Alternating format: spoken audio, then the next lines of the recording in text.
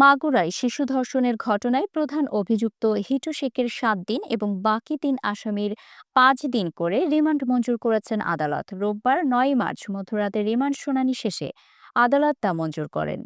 মাগুরার অতিরিক্ত police super Mirajul ইসলাম সংবাদ মাধ্যমকে জানান, শিশুকে ধর্ষণের ঘটনায় মা বাদী হয়ে ৪ জনের বিরুদ্ধে মামলা করেছেন। মামলার ৪ আসামি আগেই হেফাজতে ছিলেন। মামলার পর তাদের গ্রেফতার দেখানো হয়েছে। মামলার আসামিরা হলেন শিশুটির ভগ্নিপতি সজীব হোসেন, বোনের শ্বশুর হিটু মিয়া, এক অপ্রাপ্ত বয়স্ক কিশোর ও তাদের মা জাবেদা বেগম। এর আগে শনিবার ৮ মার্চ দায়ের হওয়া মামলার এজাহারে শিশুটির মা উল্লেখ করেন, বড় মেয়ের স্বামীর সহায়তায় তার বাবা হিটু শেখ শিশুটিকে ধর্ষণ করেন। বিষয়টি হিটুর স্ত্রী ও আরেক ছেলেও জানতেন।